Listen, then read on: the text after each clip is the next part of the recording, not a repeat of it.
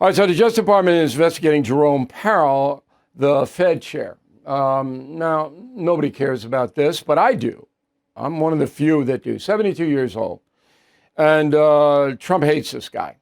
And so a lot of people say it's another revenge play by the president. Jerome Powell being investigated, but there's a little bit more here.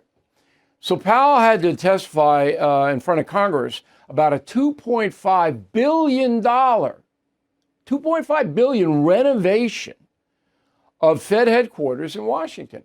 Now, how do you spend $2.5 billion on a building renovation? How is that possible? I'd like to know. It's my money. So I'm not real sympathetic to Powell. All right, I understand a personal animus here, but hey, $2.5 billion? Joining us now from Philadelphia, Anthony Esposito. He's the founder and CEO of AscalonVI Capital. Okay, so he follows all financial things, including the Fed. What's really going on here in your opinion, Mr. Esposito?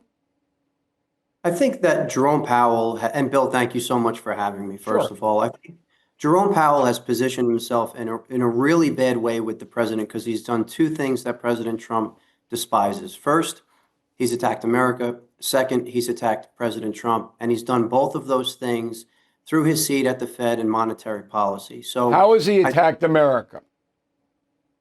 He's attacked America with his use of interest rates. If you go back to Trump 1, and I've looked at this pretty in depth, if you go back to Trump 1, we had a strong economy.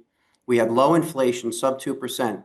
And Jerome Powell decided that he needed to increase interest rates heading into the tail end of that election, the tail end of that term heading into the election. That made zero sense. Jerome Powell's consistently saying that he's data-driven. There was no data at that time to support raising rates into a healthy economy with good employment and with low interest rates. Keep in mind, his mandate is full employment and price stability. We were in that position. He was raising rates. He then was told to cut rates by President Biden when he came into office. He cut 175 basis points in 10 days, which is unheard of in 2020. Brought rates to basically zero.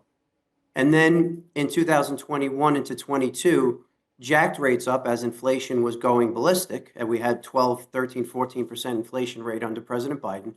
Threw rates up and created a regional banking crisis. That was that scenario at that point. Then we have a point where he is, where it was steady in rates. We're coming into the election, and he decides to cut rates again 50 basis points heading into the election to be supportive of, or you can make a very strong argument to be supportive of Kamala Harris, because there was really no reason to cut rates at that point. Okay. All right. So we got it. We got it. So and Trump believes, and I think you're right, that number one, Powell is a deep state guy who favors the Democratic Party and was manipulating the U.S. economy to get Democrats elected. Correct? That's what Trump believes, right? I think he pulls back the U.S. economy when he needs to under Trump, and I think he manipulates the rates to benefit the Democrats. Yes. Okay, but Powell's out of there. He's retiring in May, so why go after him on a Justice Department beef? Well, now I think you get to the point of the personal attack on President Trump. President Trump is taking this, in my opinion, as an attack on him. He's not only using the rates to hurt the economy and hurt the American worker, he's actually hurting Trump, whether it be downplaying or pushing back against an economy that's strong under term one, whether it be trying to influence voters heading into the election last year.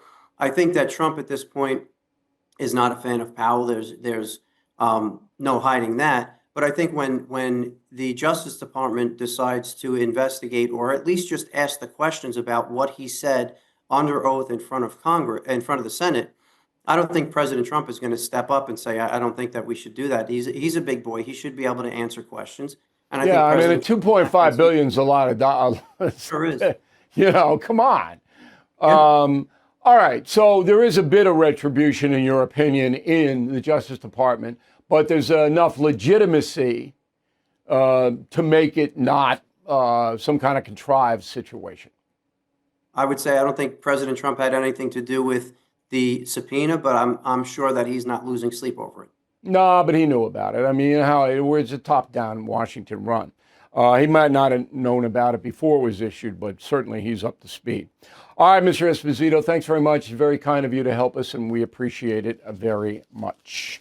Thank you for watching. Make sure you subscribe to my YouTube channel and follow me on X. Look for @Bill O'Reilly.